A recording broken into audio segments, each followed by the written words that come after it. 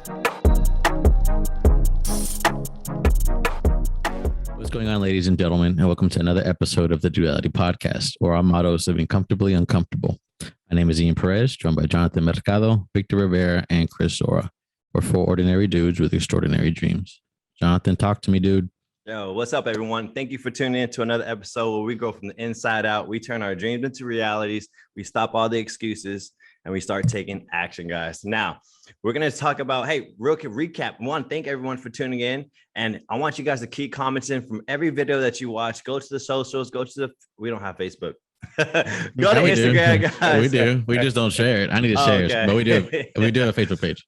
I need y'all, every time we post a video, every time it's on there, I need you to comment something that you learned or something that you caught that you're going to take it in and use that nugget for the upcoming week, right? Because we're constantly learning. We want you guys to learn with us, and we want to keep adding that value. So if you also can leave a review, we want to improve. We want to get better. That's what this whole thing is about getting at least 1% better every single day.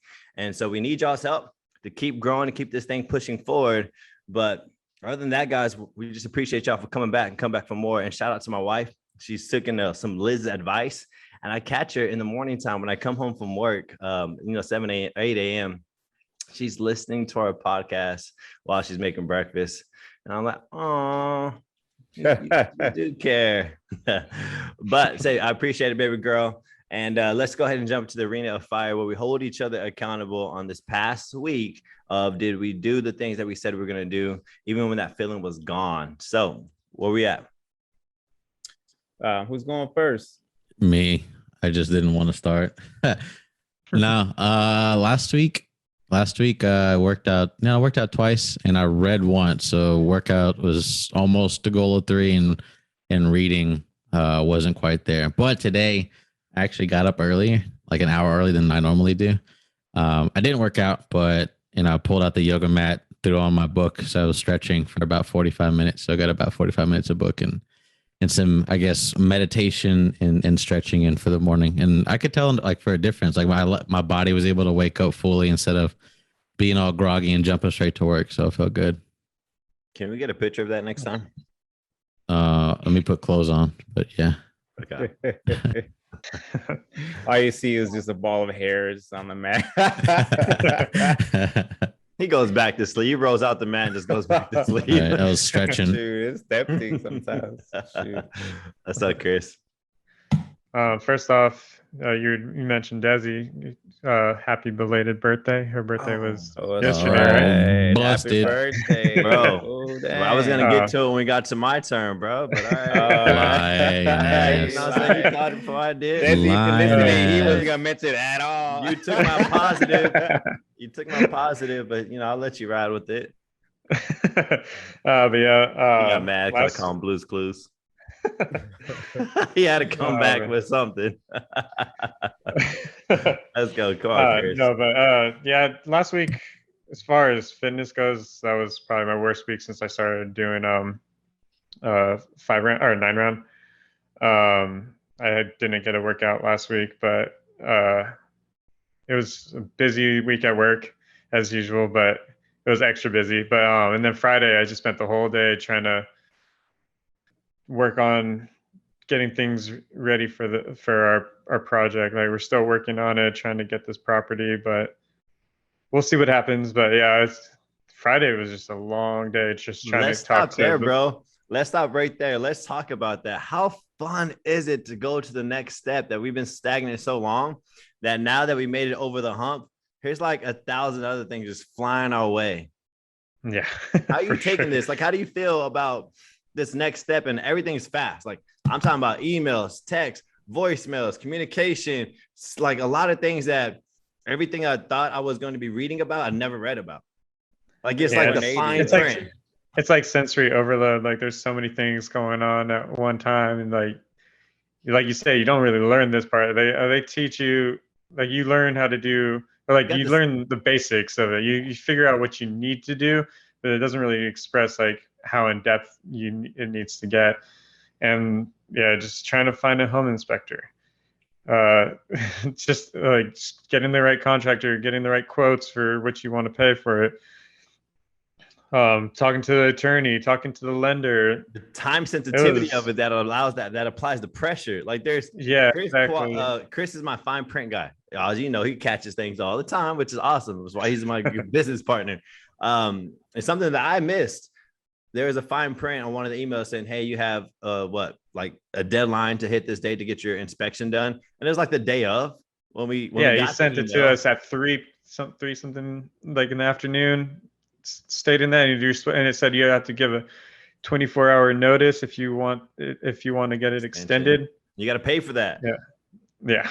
So there's just a lot of things happening, and I feel like I'm in a war zone. But to be quite honest, I fucking love every bit a piece of it. Like I was at the domain on Friday when it was our busiest day, trying to go back and forth with our broker, go back and forth with the people that we need to discuss with, and that communication. And I just felt like a fucking boss. Like I was just like, man, is this what my life is gonna be like? It just property after property. Yes, no, dude. Like just man, it felt just incredible foreseeing what my future is going to potentially be looking like. I felt awesome. And then luckily, like once we get this established, like it's not going to be like as crazy. Like we're just we'll know, we'll have the right paperwork that we know we needed. We'll have things set in place. Like we'll have our own little plan set up where it'll just become routine. It'll just become Take We'll have notes. our own process. Y'all should Systems. document what's happening right now. Like, okay, they need it, or like document. So next time you are, like you say, you guys have a little process going. Like document for sure. This journey right here, because that's what I would do. Yeah, I made a folder of the paperwork that they requested. There we go. So. Shoot, put like tabs and labels. I don't know. A lot of shit we don't even understand, bro. I'm like, Chris, what the fuck is this, bro? I mean, a lot of it Like, I'm still trying to figure out myself, but we'll get there. Learn as you go. I think every successful person has, gave me that nugget. Just learn as you go. You're not ever gonna know everything. Just jump in. Just jump in. So yeah, that was cool, man. It's just been an awesome experience. Victor, where we at, brother? Man, proud of you guys, man. Keep on going. This is the first step, I think, because then after that, what you need tenants in that place. This one we're selling. Well, for us, you're selling this. Okay, you're gonna flip it, sell it. Got it. Okay, we got to build our capital so that we can have enough money to buy one of those. Yeah, that's right. Hey, so I would say this. I've not, I probably just exercised maybe one time last week. But I've been super busy. So we're planning this big event with my franchise CG. And so it's been like a group project. It's doing things here and there, sort of like you guys busy, but in the middle of that, we'll also have like our biggest like of the year promotion happening. So I got to get my own stuff done and making sure this event is like moving forward. So I haven't been able to have like a regular routine of exercise. But I went to run like one time. And as far as my book, I hadn't really had chosen a book yet. I kept looking through it. I was like, that didn't interest me. But in reading about Dwayne Johnson, which we want to talk about today, he has a book. He wrote a book. So I'm gonna get that book and read his book.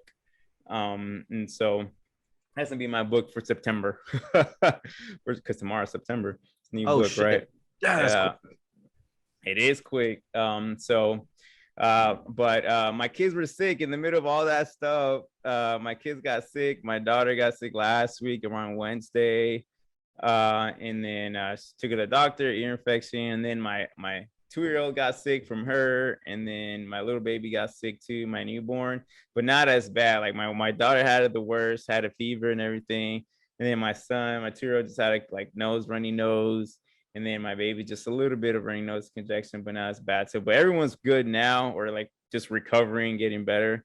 So that was pretty much my week has been. But like I said, this is like the sprint right now, and then after a month or so, it's gonna die down. But it's been good to stay busy. It's been good to stay busy. So, man, I want to give my gratitude towards you, because if you're listening, maybe you do and do not know, Victor's one of my business partners in the CG franchise, and I've given Victor basically my role. And not only giving him my role, I've also given the task of event planning. And on top of event planning, he's also has to do his own numbers and his own results. And it's a lot, but it's almost unnecessary because all this chaos that's happening in your life, it's molding you. It's molding you to handle that pressure. It's molding you to develop the leader that you're meant to be. Like everything happens for you, right? And so whenever you feel pressure, whenever you feel all that, just gotta remember, enjoy this shit. Like it's building you. And I also got to give thanks, man, because you took a lot off my load and for a good time, because this real estate thing, you know me, if I don't know, I'm freaking on YouTube. I'm learning. I didn't know how to write a cashier's check. I think we discussed about that last podcast, right? Nah. I I don't know if we did. Yeah. So like all these little fine things that I don't know what the hell is going on, I'm having to shift my focus. And it's been a little bit on CG, to be honest, but you know, thank God that Victor's been there by my side, being my right hand and just kind of like taking lead. Said he took everything on his back and said, I'm gonna roll with it. And so I got to tip my hat off to you because you haven't complained not once in the midst of family being sick, in the midst of the biggest promotion we have of the year, in the midst of you taking leadership roles, in the midst of you planning the biggest event of the year, brother. I appreciate you, man, so much. Like I can't thank you enough for it. And you haven't complained once, which just makes it even more better, dog. I fucking love that shit. And you know, on my end, it's just been real estate. It's been real estate, a little bit of CG, a little bit helping trainers here and there. And man, I just want to bring out this one moment. My book reading has been off and on. Like I said, the book, I need a transition, but I still keep fighting. There's this fight in me, bro. Like I did listen to it twice this past week. Not every day like I should be, because I'll just tune into a different podcast or whatever the case may be. But I keep fighting. I don't know why. I think I got like 2 hours left. I keep tipping away, so I'm just gonna fit 2 hours left. Yeah, just finish it. Yeah, I was gonna finish it, bro. It's just the dog in me that I don't want to let it go. But sometimes that can be a weakness for sure. But I gave some awesome advice. I gave some awesome advice that I didn't realize it was awesome until I reread the text. And also they were like, yo, that's some Gandhi shit. And so I just woke up on a nap. I ain't gonna lie. And the trainer texts me and they're struggling with their business, right? They're like, man, I'm doing all the right things, Jonathan. I'm just not seeing the result. And I don't know what was inside me, but it was a spirit, man. And it hit me like this. And I said, entrepreneurship is staying disciplined to the ground, whether you are seeing the result or not. During the process, it is shaping you to become the stronger, most better version of yourself during the phase of opposition, like what Victor is facing right now. All that shit that's happening right now, all that pressure, all that is shaping Victor to make it to that next level. Victor's going to come out like Arnold Schwarzenegger after this season that he's currently in. And for young entrepreneurs, they think if I just do the things, shit's going to happen. And that's not entrepreneurship. Entrepreneurship is not seeing the light. Entrepreneurship is failing after failure, but understanding that every failure, every opposition, every adversity is building you for your moment. Like it's shaping you. It's the shit that you can't see, but is preparing your mental freaking perseverance to get there, because entrepreneurship it's not throwing in the towel. It's not complaining. It's not how come I'm not seeing the results. It's understanding all this shit is happening to me for a freaking reason. And so I end her. She's like, well, I just feel so bad. That's her comment back. And then so I hit this mark. It's a little paragraph. Check this out. It says, the only time you're failing in entrepreneurship is when you throw in the towel. You can't shift your mindset to see the blessings. Oh, you need to shift your mindset to see the blessings that what's happening to you right now. All right. You may not be getting sales, but you are building the mental durability in the act of staying committed to the process. So next time you're in adversity, next time you face opposition, you're going to become that much stronger. You're going to be that much committed that you're going to be able to see the result at the other end, right? Because you're building this mental toughness. And I think that's what entrepreneurship, I think that's what the society is missing right now, is they think they're going to do the right things and they're going to see the results. And it's just never the freaking case. It's with the unseen that's happening that I said it early on in my little intro, we build from the inside out. I can't see my insides. I don't know that I'm getting stronger. And I think that's super important for us to touch on. And we're going to touch on it, which might be an easy transition into who we're going to be discussing. But before we get there, do we have any topics, funny, anything? Sniffing, picking noses, back hair? I don't have a fun topic or anything, but I do want to give you some recognition for last week. It's when I was stuck at work and extremely busy. Like you stepped up, even though you were busy with your CG stuff. You did what I asked from you, like, and like it was no problem. Like, and then when you needed me, I tried to do the same for you in return. And yeah, I feel like our teamwork this past week was on another level. It was probably the best week we've had as far as our teamwork goes. Bro love right here. It's the bro love right now. Man, it's the execution, brother. It's the man picking and choosing the people you want to work with for a specific reason, knowing their strength and their weaknesses, dog. And listen, you're at work all day and you still get shit done. You make phone calls that I don't want to make the phone calls. I don't really like talking to random people. Like, to be quite frank with y'all, I don't like calling people on the phone, man. It's not my jam. And so for you to do it off of, like, saying, oh, I don't know if I have time, you do it anyways. And yeah, last week, our energy, our synergy, everything about it was freaking fire, brother. And I can't wait to have 30, 40, 50 properties with you, freaking doing it big, rolling up in Lambos and just doing the whole shebang and seeing it all the way through, dog. I'm just ready for the battle. I'm ready for the grind. I'm ready for the journey. And man, that's what it's been like, guys. It's been super fun. Training, of course, is always on point, and habit stacking. I just have to shift the mindset, and thank Victor for taking off that load, brother. I appreciate you. And Ian putting me back in the game with basketball, brother, and making sure that I'm good, and constantly texting me, being that support, dog. You're there. Support's needed, homie.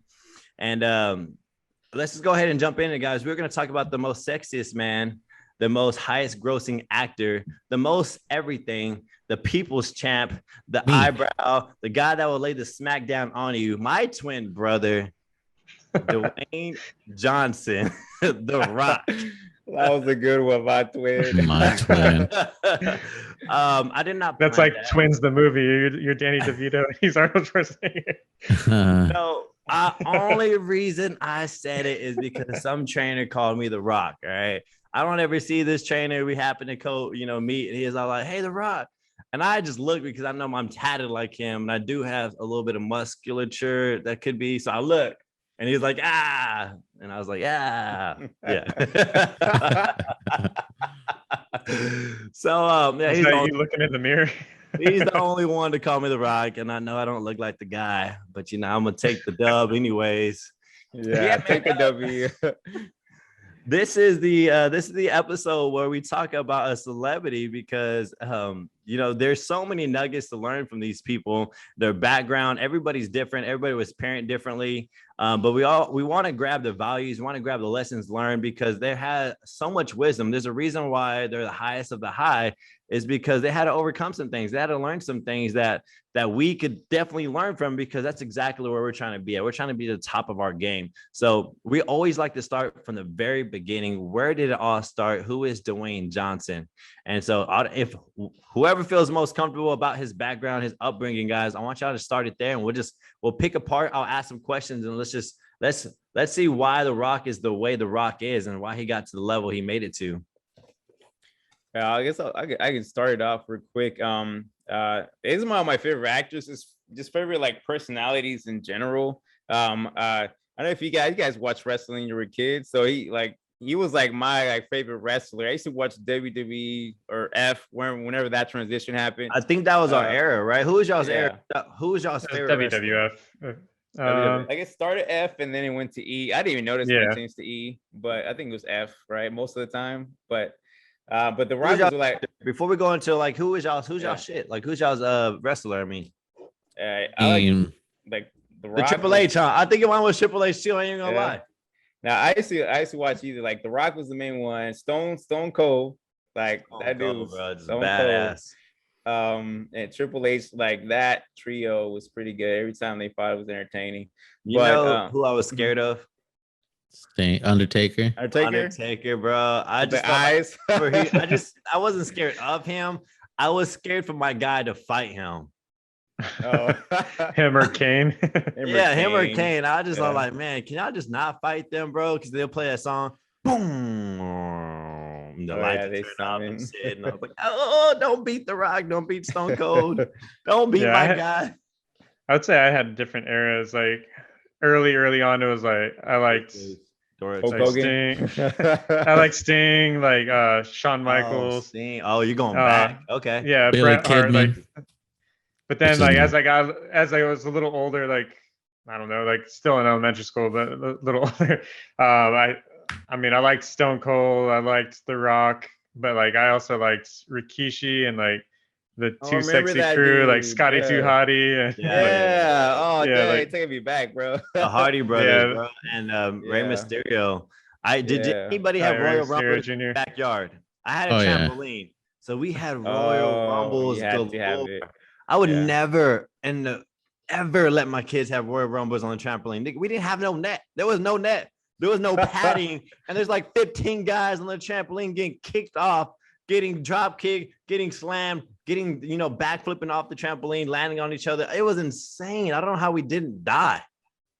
For real. I would freak out. Yeah, we used to wrestle my brother like in the bed. We would just put like the mattresses together, like his twin and my twin, and we would just wrestle. And so that was what we used to do.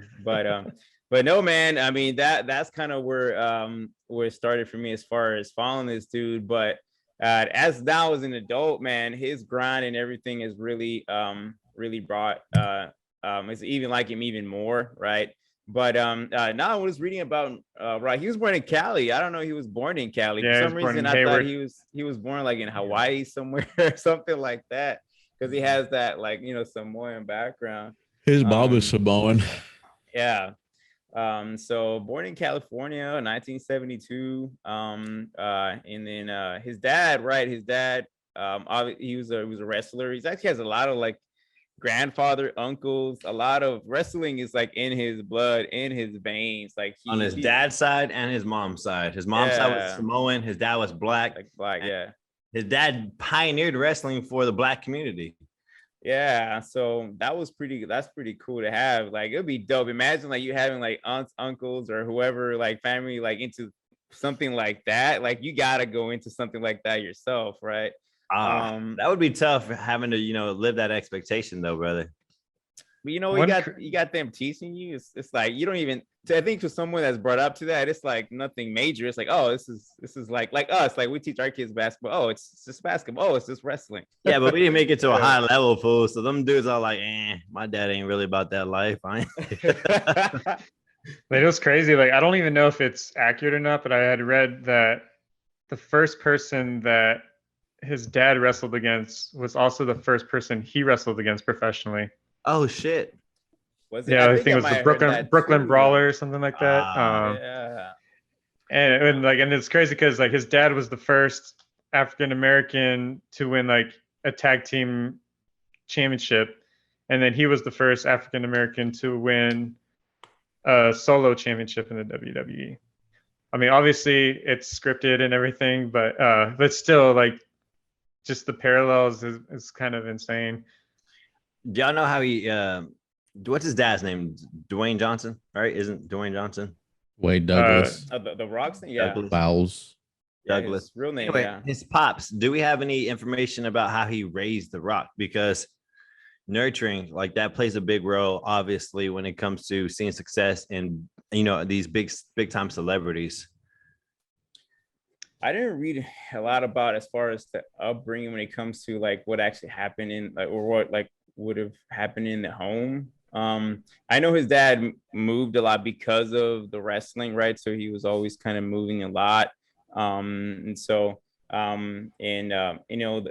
has been tough on a kid, but at the same time, you see your dad trying to reach his dreams. I think just by that observation right there, right? Not giving up. And I think they were poor the entire time. Yeah, like, they were broke. Yeah. Wrestling wasn't like a big time. Like I think any sports back in the day before like TV and like cable deals and all that, like media. Yeah, athletes didn't really make a lot of money. They didn't make a lot of money. So I think to me, like observing that, watching his dad like not give up on his dream of like wrestling and making it big and doing stuff.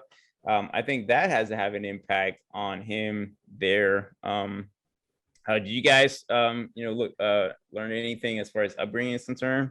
I watched Oprah's interview and he talked about it. What to expect when you have a strong male figure that's made at the highest level. What attributes do y'all think that his dad had? Like, what do y'all think? I mean, he definitely had to have like hustle, like not you have to have strong hustle. will. Yeah. Strong will, hard work. So it was basically everything you would think a high athlete would have. He was very disciplined, right? His dad was very strict. His dad was, big, tough guy, no emotions, push through the pain. Let's get to work. Like the biggest thing that The Rock took away was obviously his dad's work ethic. His dad would take him to the gym to go work out, but he did not work out, but he would take him to the gym while his dad worked out. So he got to see the grind, right? That's super important, right? Sometimes, as children, they just see the outcome. They don't see the behind the scenes. They don't see the grind. They don't see the day to day. And so what Rock's father did was, you know what, if anything that you're going to see, because obviously they were poor still while he was at a high level in wrestling, was the grind. And one of the Rock's, what's up? Oh, good. I'm just saying one of the things The Rock said he wished he would had more, that he would transition and give his kids something that he didn't give his father give him, was empathy and love and care, right? Because that just wasn't a thing. And so that's just kind of the relationship that he had with his father. And his father didn't even want him to wrestle, right? Because it didn't give the outcome that his dad thought it would give, right? So The Rock initially didn't take that route. Yeah, I mean, I didn't realize that he had struggled with so much depression since like he was a child. Like, first off, with being poor and struggling and constantly having to move. I mean, having to move in itself is hard on a kid. Bro. And then throw in poverty on top of that, I mean, not having what everyone else has, and like, who knows if he was, they didn't mention if he was made fun of or anything, but he was arrested a handful of times as well. So like that led to him as he got a little older. Yeah, he got arrested for fighting and for theft and check fraud. I forget what else. So, yeah, check fraud. There you go. Because like since they were broke, they had to make money. So like when they were living in, I think, Hawaii, in Waikiki, they were stealing the high-end clothes from people outside their stores or whatever, and then selling them, turning it around and making a profit just to make that some money, just to have to survive. And then like at a certain point, after getting arrested a certain time, he kind of came to realize that what's one thing that can't be taken away from me, like dealing with being broke, was like his attitude and like his work ethic. And like he mentioned that the way people see me, like the way I present myself, can't be taken away from me if I stick to it. And that kind of changed his mindset completely. And then but he's still kind of an asshole for a while. Like when he got into high school, he had jumped around, I think, 3 or 4 different high schools, and he was finally at one high school, and he went and he was using the faculty bathroom, and boss, he was like washing his hands or something like that, and then one of the teachers said, "Hey, you can't be in here." He's like, "Yeah, I'll leave when I'm done." And and like he just basically disrespected him. And then like the next day he felt kind of guilty about it, so he was going to go up and apologize to him. And then the guy said, I just want you to do one thing for me, and that's to play football for me. And then that kind of changed his mindset, because he had never played football before. He had got into bodybuilding, like into just building his body earlier on, because the people that he saw were successful built their body up. So that's what he did. So by the time he was 15 or something, he was like 6'4", 225 pounds. So his teachers like, play football for me, and like started getting better grades, started getting recognized by schools all over the country, and it changed his life completely. So what he learned from his dad, the one value, if anything, he took the hard work, right? If you ever watch The Rock and he always talks about, even his motivational speeches, I got to grab one of them. He's like, at the end of the day, all I have is this right here. And a little bit to what you spoke to, Chris, is my hard work with these hands right here. If there's anything I can do, I can control this. But even if I have all this hard work, I go and make it to the highest, or not to the highest level, but I go to college and play football, right? He gets a scholarship. He goes, plays for Florida, right? He's a freaking monster. By then, his body's huge. He's a freaking tackle, right? Defensive end for Miami. Yeah. Tackle. Yeah. And so he tells this story in one of the motivational speeches, and this is where he comes across like one of the biggest adversities that he's gonna have to go through. And it's soul crushing for any athlete that wants to go to be a professional, right? Whether NBA, baseball, whatever the case may be. His senior year, one of his buds or friends or what is it, teammate, teammate told him, I'm going to take your spot. Oh, it was Warren Sapp. Hall of Famer, Warren Sapp. Yeah, Warren Sapp. Yeah, Warren Sapp. So the story is Warren Sapp was at Miami playing tight end, and they flipped onto the obviously opposite side, so from offense to defense. So Warren Sapp comes up to him and says, "Dude, I'm gonna take your spot." And Rock says, "No, the fuck you're not." And long story short, Warren Sapp took his spot. There it is. I mean, he's a Hall of Famer now, so like, what can you say? So because of that moment, he fucking had a piss poor performance the entire year and did not get drafted to the NFL. Like, what do you do if that's all that you worked for? Before that, so he actually quit like after his first year because he kept getting injuries and he ended up quitting. But then something changed and he's like, I can't quit. So he went back, and then when Warren Sapp took his spot, it brought that depression back again. But he still tried to make it in the NFL, and like it didn't work out, and no one drafted him. Yeah, that's super tough to go through because in his interview, what I saw about that moment is that it was so crushing for him because he in his mind, this is the path out of poverty, out of, being poor. He's going to buy his parents. He's going to take his family, which most athletes do, right? They think, oh, I'm going to make it to the league. I'm going to take it's pretty much generational wealth. You're making millions of dollars. Like, you're setting your family up for generations. So losing that, it's not just like, oh, I lost my spot. It's like, oh man, where do I go from here? Where is my future here?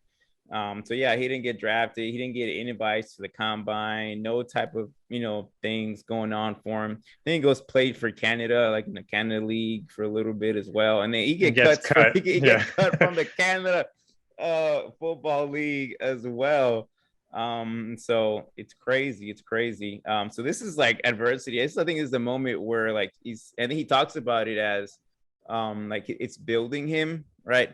Because he says he always remembers this time of his life, so he doesn't forget like the grind of where it's what is required to get out and to make it. And so he tells the story that he gets cut right from the Canada League. He's coming home back to live with his parents, and he said he only has $7 in his pocket, and that's all he had at that time.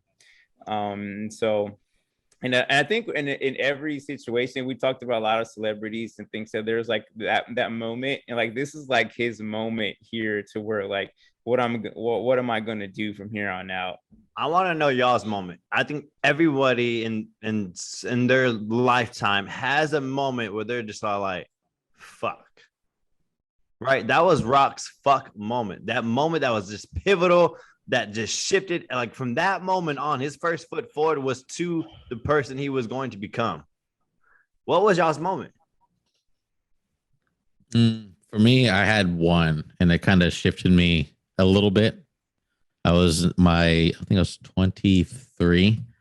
I'd been with Steph for about a year, and literally a week before we move into our first spot together, I get fired from a job. It pays pretty well, like actually really, really well. So at that point, I'm always a guy that's somewhat in tune with my feelings. I don't mind it being on my shoulders showing it.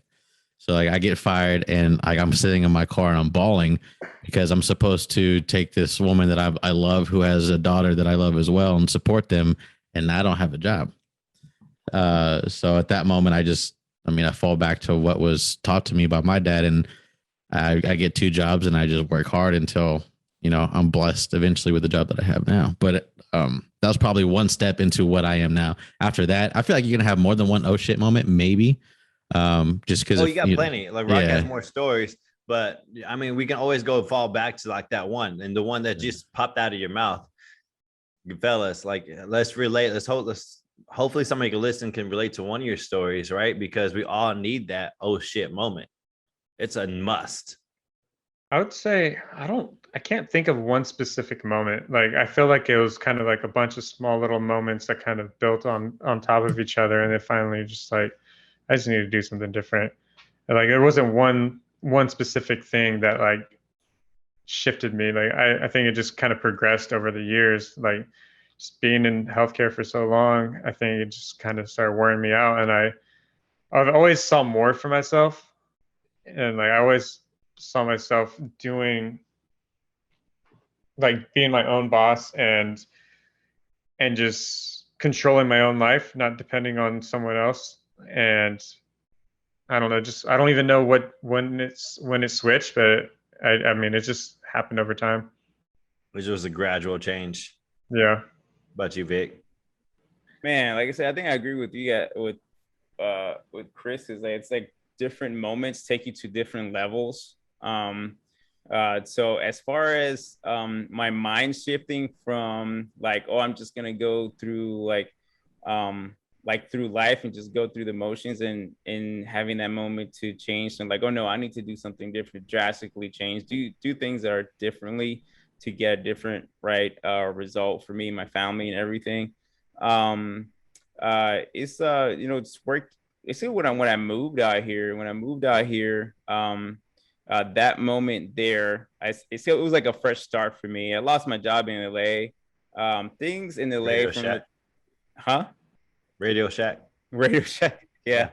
So when the time I lost my job and things were at that time, a lot of things were going wrong. My job, my relationship with Liz, everything was going down the drain. And my wife can tell you, I tell her, it's probably the worst time of my life. Like I literally was depressed. Like I was like, I didn't like my life at all. I could literally go to work and just sleep. That's it. I don't do nothing else. And so, but I lost my job, which probably I didn't cry or anything, but it was like, man, what am I gonna do? Everything that I've done so far has gone to crap, really. And so I was like, I need to change. Like, I need to change something, and I was like, I need to do it. And so haircut. Yeah, haircut. I'm kidding. I've had this hair for like forever. I don't remember when I had long hair, to be honest with you. I feel like I was born with short hair all the way throughout. But no, like I switched my mindset to like, you know what? What do I want? Was the first thing. Like, what do I want? And then when I decided what I want, like, let's work for that. And then, moved out of Texas with Liz, and just kind of set up a plan to move up to do things. Put yourself in an environment. What you did when you moved to Texas is you put your back against the wall. Like the only place to go was forward, bro. You had a whole family. Like you had a wife, you had kids. It really, to be honest with you, that's really when The Rock says that. That's why Jonathan brings it up. He says that he makes this analogy or description of like, there's the wall, the back's against the wall, you got nowhere to go but forward. So that really was it. Like it was the end. I was like, your life is either going to be this or your life is going to be that. You got to make a choice. Like, what do you want? That's kind of that conversation I had with myself. That was probably that moment. And then everything else has been little moments, right, that take me to like maybe the next level, the next mindset, shifted me to different things and stuff like that. But I had a lot of those moments, but the biggest one, right, the one that just changed the game, the one that affected not just me, where I was like, okay, I'm just going to go harder, right? This one affected everybody around my entire family. Something similar to what Victor did, completely just shifted the whole family situation. And I listened to motivational speakers. I had a vision. I had a ton of moments before this, but I got stuck in financial problems big time, right? I was behind on mortgage. I was keeping up with the Joneses, and I didn't have the money to keep up with the Joneses. And that shit just finally caught up after like 10 years, just caught up to me. And I've listened to Gary V over and over again. multiple times. But for some reason, I was sitting on that couch when I was in my situation where I was behind on bills. I didn't know what to do. And my back against the wall. I was drowning. I wasn't even back against the wall. I was literally drowning. And I happened to listen to the same freaking motivational speak that I've listened to over 1,000 times. And he told me just to fucking just get rid of fucking everything, live on your means, sell everything you have. Who gives a fucking shit if you start over? Don't care what nobody thinks about. You have a vision, you know what you want to do, just go after it. Like, quit worrying about what everyone thinks, and just fucking eat shit and restart over. Like, nobody cares. Right. And then, like, it hit me because I was in that certain situation, even though I listened to it 1,000 times. Because I was in that situation, it just spoke straight to me, and I sat there and I cried on the bed, and shifted right there. Like, that was like my $7 moment, right? That was the Rock $7 moment. And those are the best moments. Those are moments where that flight or fight instinct just pops in. You got to make a move. And so I want to take a little bit of a lesson real quick on why the Rock, why does it continue to achieve at a high level? Because somebody listening to this was going through that adversity, has their back against the wall, who don't know what to do, who's actually drowning, or they're like Chris, and it's just freaking gradual of like, man, this fucking sucks. All right. How do you move past that? But what are we feeling? We're feeling some type of fear, right? Fear of staying in the same place over and over, fear of I'm going to lose everything I have, fear of, how am I going to take over my family? There's a sense of what that fear. Do we just completely ignore the fear? Do we get rid of fear? Or we become fearless? Like, what do we do when we face that adversity and opposition? What do the greats actually do? Like, what does Dwayne Johnson do, right? There's a couple of different ways. I want to hear what has pushed you personally to push back that fear. I think you just have to have that belief in yourself. Like, this is not how I'm going to go out. This is not what I want. Like, I keep mentioning things like that, like what I want. You can probably name it or describe it a different way, whoever's listening. But like, you have to have like that choice. We talk about that moment. We talk about, you got to kind of think about, is this going to be you? Is this how you want to go out? This how you want to be remembered? This how you want your family to remember you? Or so your legacy. Yeah, so you got to think, to me, is you got to think through that way. And I think like The Rock had, I think, going through tough time and not really having any success, but knowing that he had greatness in him, I think not giving up on that, I think what drove him to like come out of that. And he went back to wrestling, right? Like, he was like, okay, something I know for sure is wrestling. My family is in. So, but he didn't give up. He had that determination, and he didn't want to go out like this. So he had, big dreams to make something of himself. And then to me, the way I see myself every time I go through a rough patch or things are not working correctly, it's like, oh no, it's not gonna define me. It's not gonna knock me down. This is just a roadblock, just something in the process to just make me better. This is a learning experience. I'm just learning right now. This is just education for me. I'm gonna absorb it, and I'm gonna get better. I'm gonna tackle it right at a different angle and just overcome it. So you were saying maybe he just became fearless to keep pushing forward, or yeah. I think for some people, it's just in their nature to keep pushing forward. Like, we can go back to that nature versus nurture. Like, that could have been just their natural state is to have that level of hustle, or just desire to want more, and actually go for it. I was trying to think of something that specifically, but I kind of struggling to figure that out. There's two strategies that I've seen over just, learning from these, highest level celebrities is whatever you're going through. And I think I even said in the text message that I sent Lauren, is that, these opportunities, these things that are happening for you, right? You have to have that mindset that this is that big hurrah moment. Yes, it may seem like it's terrible for you, but it's actually the best thing that could be happening for you. Because what would happen to The Rock if he got accepted to the NFL? He made money. He would have made money, but he wouldn't have been able to impact to the highest level like he's doing now. He said that's the best thing that didn't happen to him. Like that is the absolute best thing that didn't happen to him, is that he didn't make it to the NFL. And a strategy that continues to make him keep going to the highest level, you know, from going back to wrestling, going through all the adversity there, becoming a movie star, going through all the adversity there.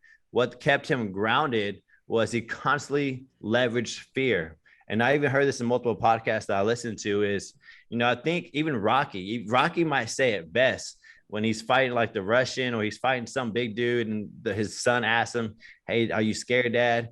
Or, you know, are you fearful? And he's all like, "I feel like, you know, being fearful is good, right? Because it makes him what? It makes him try harder, right? If like completely shutting out fear, you think, you know, it might be an ego thing. I think, you know, listening to certain people using that leverage. The Rock may not have any adversity or as much anymore, but he always puts himself back to the $7. He said he always goes back to I might be poor again. That they leverage fear, and I've heard this from a lot of people who operate at a high level. A lot of celebrities, a lot of people that you may know, motivational speakers, is they don't get rid of fear. They leverage it. They understand it, right? And when you start to understand something, then whatever you're going through, it makes sense while you're going through it. It makes so much sense. Like whatever bad thing that's happened to you, when you understand it's happening for you, it's no longer this big thing anymore. And you're able to just easily keep pushing forward. I love it. Yeah, I think I remember there was an interview with Drew Brees, and someone had asked him, do you ever get scared before the game? And he said, I have fear every game, going into every game, but I think you have to have that fear, or else like you're not gonna reach that level that you want to get to, because you use that fear as fuel to accomplish whatever it is that you're trying to accomplish.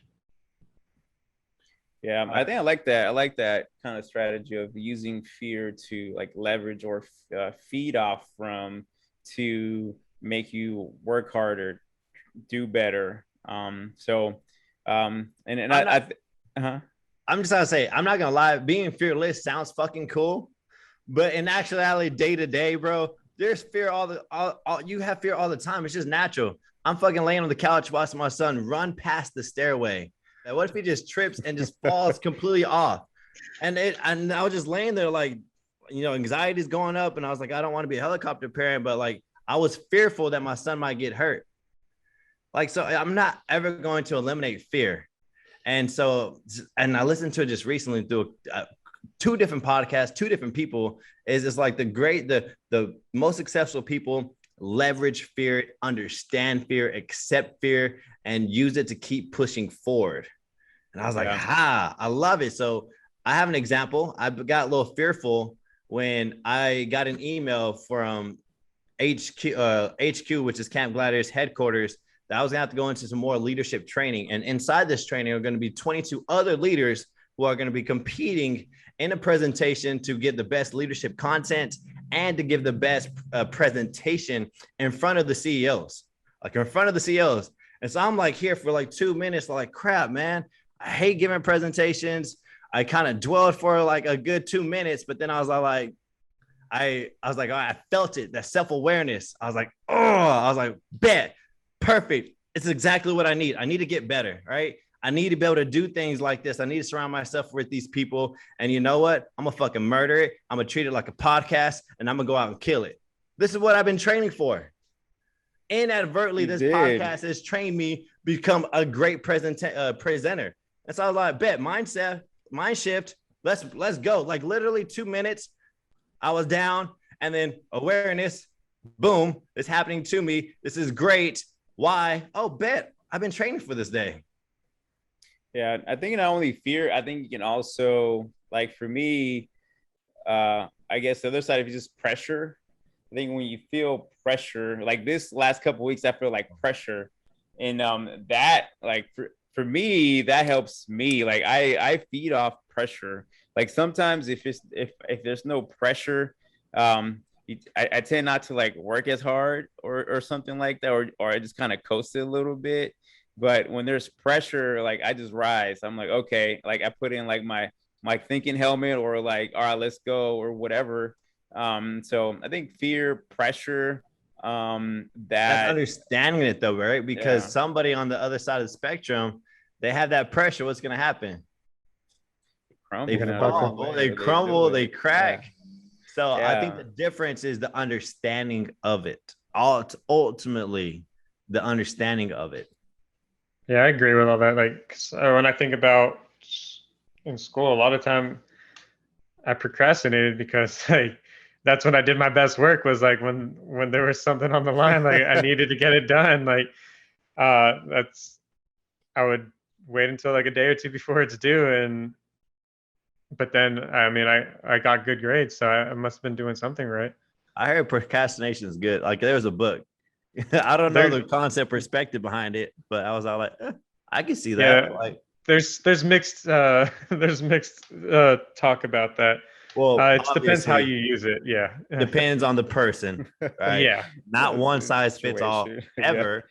Which is why there's so many lessons to be learned from everyone. Then you can apply it to yourself. Does it work? No. Then let's just move on to the next one.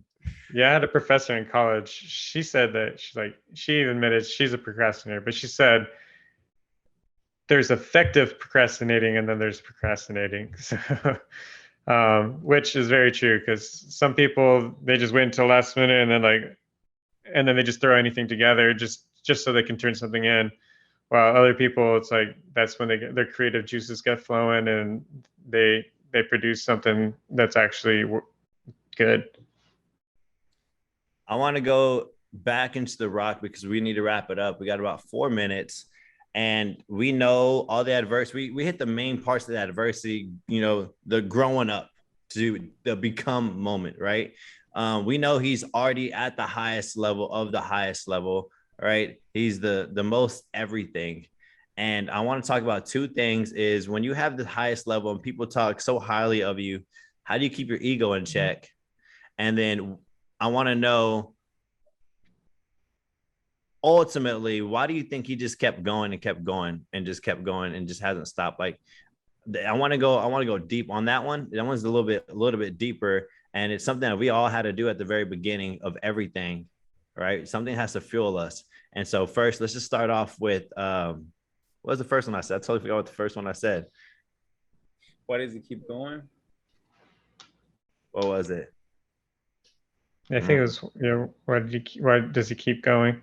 Let's just talk about why he keeps going, right?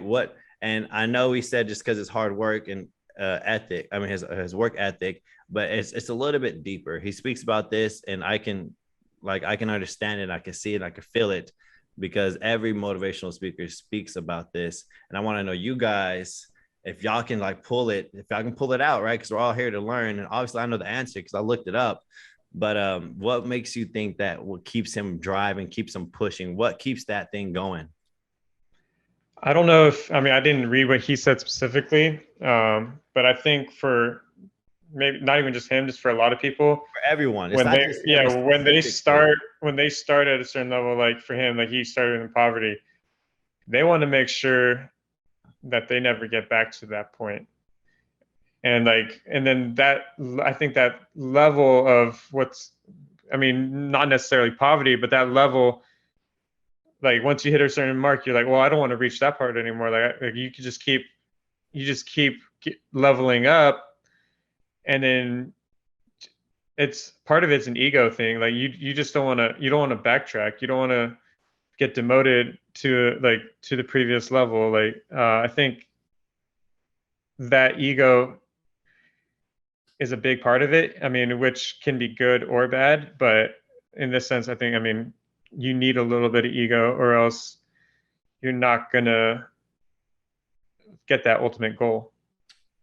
I might disagree a tad bit, but before I do, I want to see what the other fellas have to say. Y'all got anything? I think it's just self-drive. I think once, like, I think a lot of it has to do with like thinking back of where you come from, and but it has to be just to me, it's just personal drive, to just keep achieving something or whatever your goals and dreams. Because I think goals change too. And you might have one goal, and then you achieve that, you have other goals, right? And so I think just have just that personal drive. And like I mentioned before, like not to like this is just one stepping stone, and then let's move on to the next. So I think it's a personal drive that keeps them going. Ultimately, motivation comes and goes, right? It comes and goes, but what keeps it there is your purpose. Your purpose has to be bigger than yourself. It cannot be ego. It cannot just be for yourself. It cannot just be money. It cannot just be the material things, because once you get there, you're going to realize that wasn't it. And you're going to be searching for that moment, and you're never going to achieve it, and you're going to feel lost. It's because your purpose was selfish. When you have a purpose that's bigger than you, nothing is going to stop you. When you have a purpose that's serving others, nothing will stop you. Nothing. His purpose was to keep entertaining people for the rest of his life. That's a comma. It's not a period. There's no end to it. It's a comma. And if you don't live life to serve others, you're not really living your life, because ultimately that's where that gratitude, that's where that happiness, that comes to that fulfillment. There's no paycheck. There's no Lamborghini. There's no anything that you're going to get from the feeling of helping others achieve their success or achieve taking care of others. Like that right there just spoke to me so much, because at the very beginning of our podcast, guys, if you're just now jumping in, at the very beginning, episode 1, 2, something like that, you had to work on your inner self. You had to know your mission, your purpose, your values, because that's what's going to keep this whole thing going. When you don't know your purpose, your mission, your values, you can get very lost easily. But when you have all these in alignment, you can make decisions quicker, just because you have that inner, that gravitational pull, that foundation. All right. You always got to fall back on. If you're not achieving what you're not achieving because your motivation's not there, or you keep blaming something else, it's because maybe your purpose just isn't big enough. And you need to reevaluate that. What y'all think about that?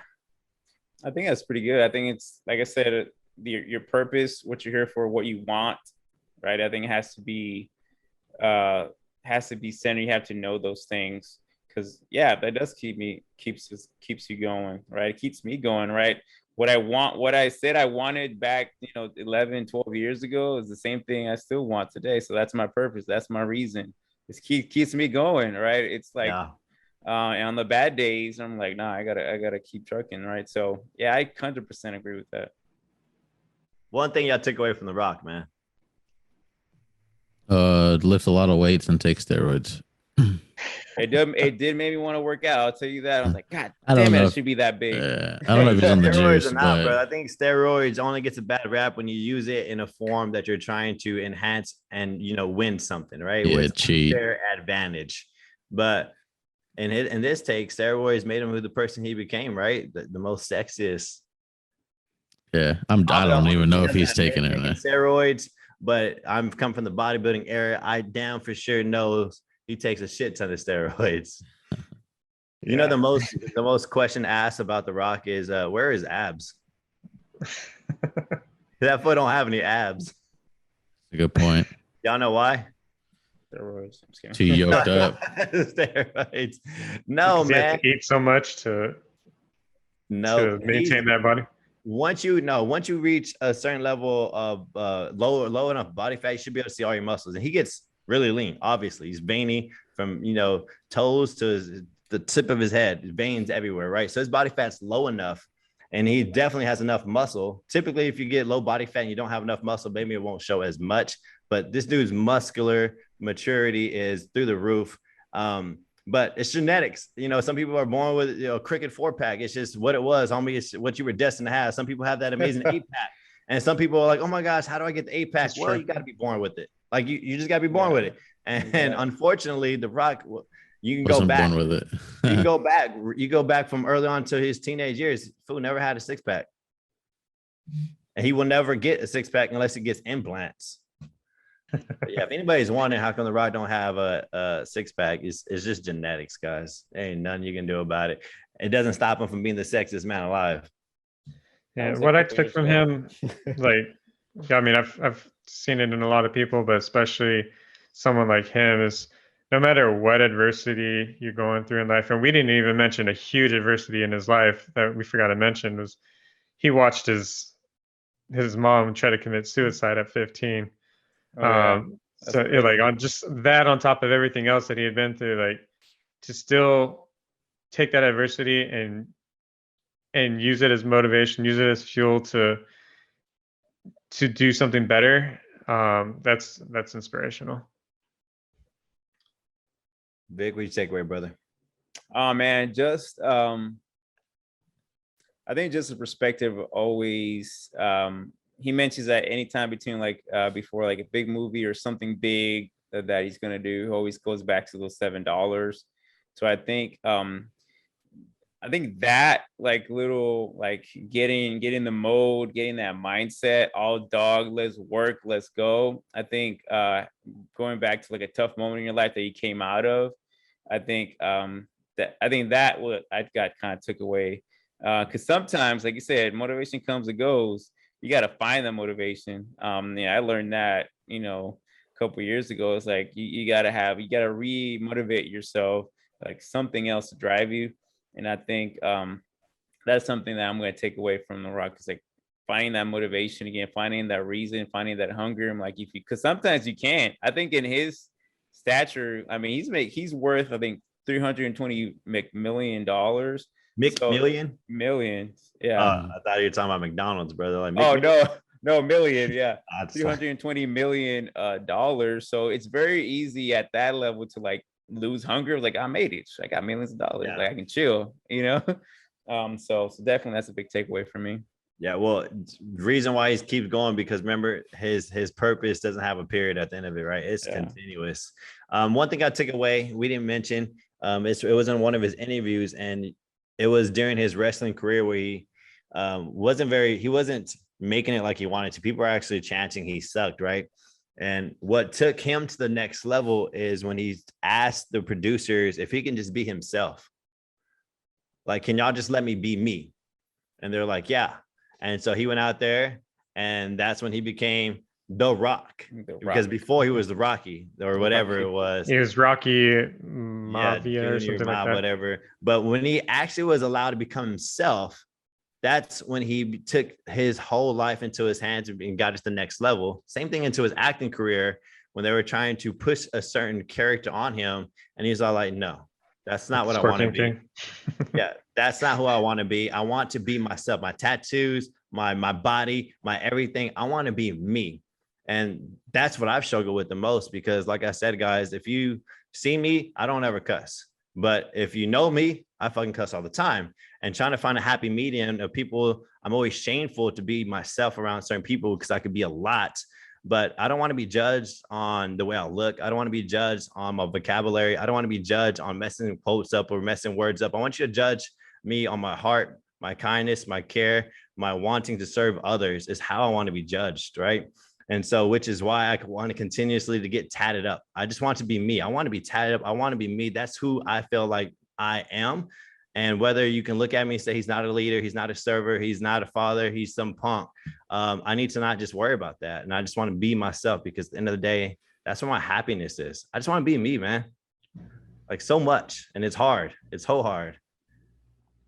That's good advice, man. It's good advice. I think, everyone should be yourselves, man. Don't be scared to be yourself. Thug life on my forehead. Do it. You'd really be a punk then. I don't care what you said, Ian. I'm gonna be me. Okay, Thuggy. No, but that's good stuff. I got a quote that I want to close out with. The Rock says, "Be humble, be hungry, and always be the hardest worker in the room." I keep forgetting to say it, but you were born to be great. So go and do it. As always, thanks for joining us today. Until next time, peace and love.